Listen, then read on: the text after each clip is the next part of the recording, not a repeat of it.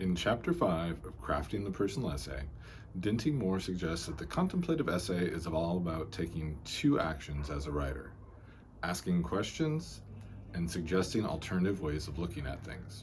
So, in that spirit, in this mini lesson on the contemplative essay, I will take those two actions. First, I will ask the question, what is the contemplative essay? Second, I will suggest an alternative way of looking at the contemplative essay is as a conversation with a friend, or at least a guest at a party in your home. So, what is the contemplative essay? Well, to contemplate is not a word with only one meaning. It communicates a form of concentration and thought. So, in a simple sense, a contemplative essay is one in which the writer takes the time to truly concentrate on a topic, to think about it from multiple perspectives. This is in the tradition of the essays of Michel de Montaigne or the essays of Francis Bacon.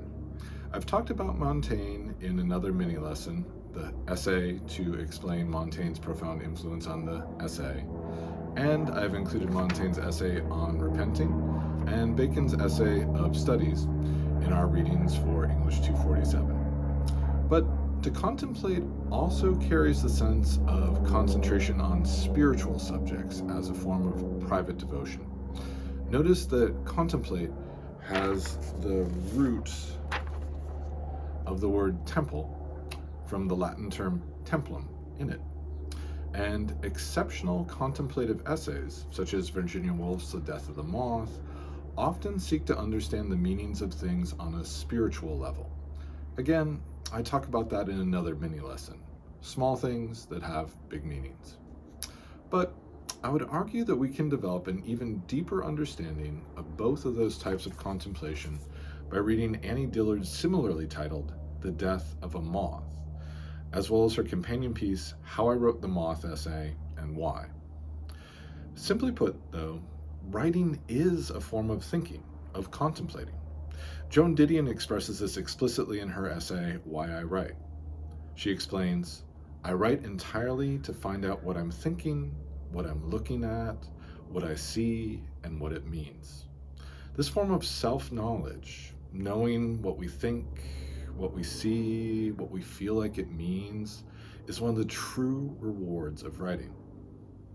Next, I'll suggest an alternative way of looking at the contemplative essay, as a conversation with a friend, or at least a guest at a party in your home. As Moore relates in Chapter 5, some scholars believe that Montaigne developed the essay as we know it because he was no longer able to converse with his intimate friend Etienne de la Boétie, who had died at the young age of 32. In this interpretation, Moore explains, Montaigne's essays were the conversations he would have shared with his dear friend had de la Boétie lived. In How I Wrote the Moth Essay and Why, Dillard instead describes the reader as her guest. He is my guest. I try to entertain him, she says. I try to give the reader a story, or at least a scene, and something to look at. I try not to hang on the reader's arm and bore him with my life story, my fancy self-indulgent writing, or my opinions. This alternative way of thinking about a contemplative essay as a conversation with a friend or a guest communicates the need of the essayist to tell entertaining stories and to share interesting thoughts. This conversational quality, though, is actually a carefully calculated outcome of the writer's contemplations. These essays combine interesting thinking with exacting editing, a process Dillard describes in detail in How I Wrote the Moth Essay and Why, to create an artifice of conversation. We'll learn more about the contemplative essay by reading Chapter 4, Chapter 5, and Chapter 6 in Moore's Crafting the Personal Essay.